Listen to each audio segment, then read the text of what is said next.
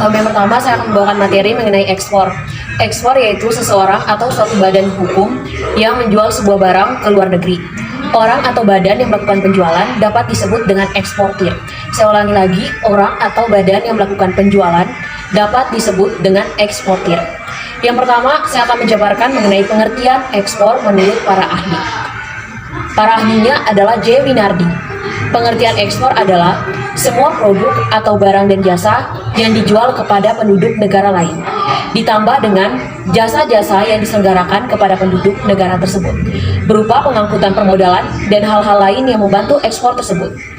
Menurut Kamus Besar Bahasa Indonesia, ekspor atau pengiriman barang dagangan keluar, barang-barang yang dikirimkan ke luar negeri, gelap jasa baik finansial maupun perseorangan yang diberikan oleh penduduk suatu negara kepada negara asing secara tersembunyi atau tidak melalui cara yang sah.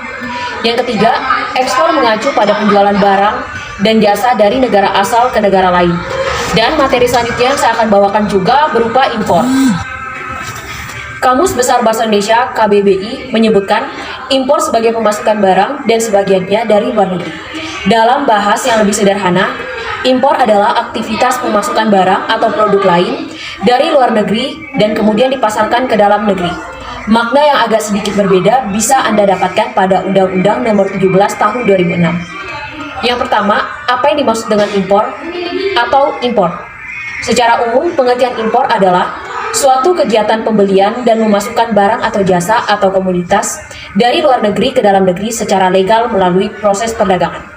Yang kedua, pengertian impor menurut para ahli. Menurut Susilo, impor bisa diartikan sebagai kegiatan memasukkan barang dari suatu negara atau luar negeri ke dalam wilayah pabean negara lain. Pengertian ini memiliki arti bahwa kegiatan impor melibatkan dua negara. Tujuan ekspor.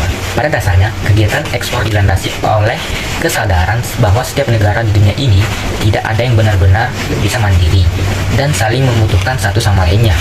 Suatu negara melakukan ekspor produksinya ke negara lain yang membutuhkan produk tertentu dan tidak dapat memenuhi kebutuhan akan barang tersebut. Jadi tujuan ekspor yaitu satu, untuk memperoleh keuntungan atau laba dalam bentuk devisa. Kemudian yang kedua, untuk mendapatkan harga jual yang lebih tinggi. Kemudian yang ketiga, untuk melakukan penetrasi atau membuka pasar baru di negara lain.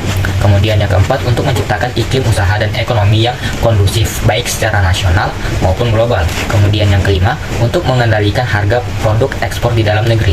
Kemudian yang keenam dan terakhir, untuk menjaga stabilitas kurs valuta asing terhadap mata uang dalam negeri. Saat ekspor secara umum, kegiatan ekspor suatu negara sangat erat hubungannya dengan tingkat pertumbuhan ekonomi di negara tersebut. Semakin tinggi aktivitas ekspor suatu negara, maka iklim investasi dan pertumbuhan ekonominya juga semakin baik. Berikut ini adalah beberapa manfaat ekspor yang bisa didapatkan oleh suatu negara. Memperluas pasar produk lokal.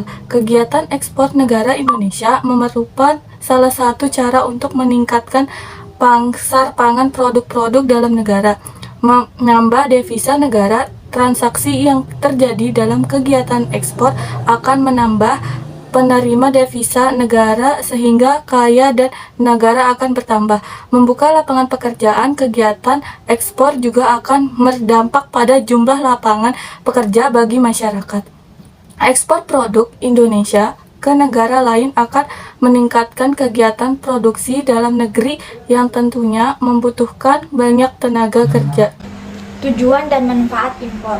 Yang pertama, ketidakmampuan melakukan produksi pertama. Sebuah negara melakukan impor karena mereka tidak mempunyai kemampuan dalam memproduksi barang atau jasa tertentu.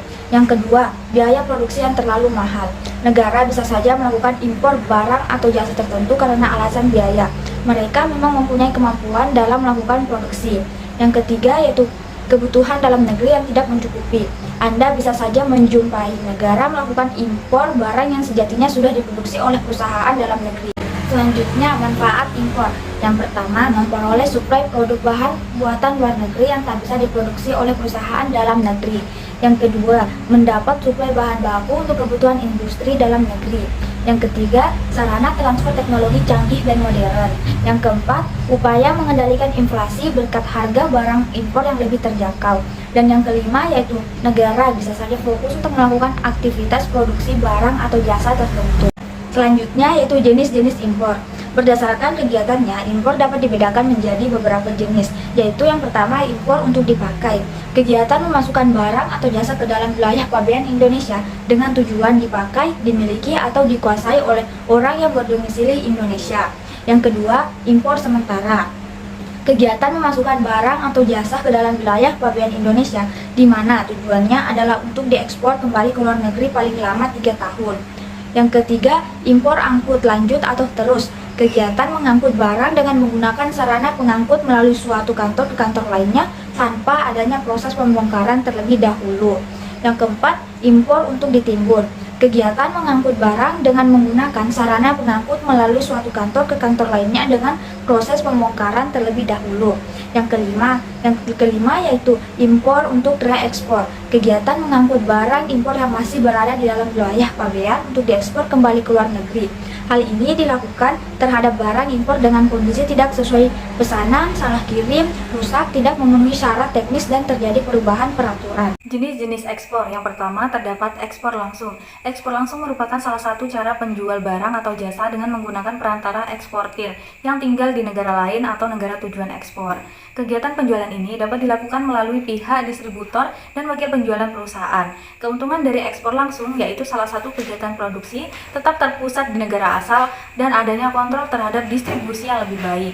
Sedangkan untuk kekurangan dari ekspor langsung adalah memakan biaya transportasi yang jauh lebih tinggi untuk mengirim barang dalam jumlah banyak, adanya hambatan dalam perdagangan, serta proteksionisme.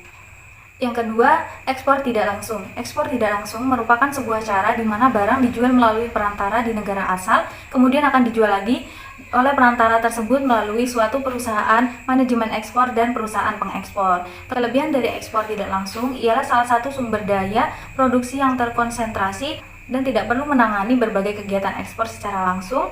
Akan tetapi kelemahan dari ekspor tidak langsung yaitu pada kontrol terhadap distribusi agak kurang, dan juga pengetahuan seputar operasi di negara lain juga kurang. Biasanya industri jasa ini akan menggunakan ekspor langsung, sedangkan pada industri manufaktur bisa saja menggunakan ekspor langsung maupun ekspor tidak langsung. Menurut Dian Rizky, dalam penelitian sebelumnya, ekspor sangat berpengaruh signifikan terhadap perubahan ekonomi. Hal ini karena kegiatan ekspor dapat memberikan devisa yang sangat besar. Ekspor secara luas ke berbagai negara memungkinkan peningkatan jumlah produksi yang mendorong pertumbuhan ekonomi.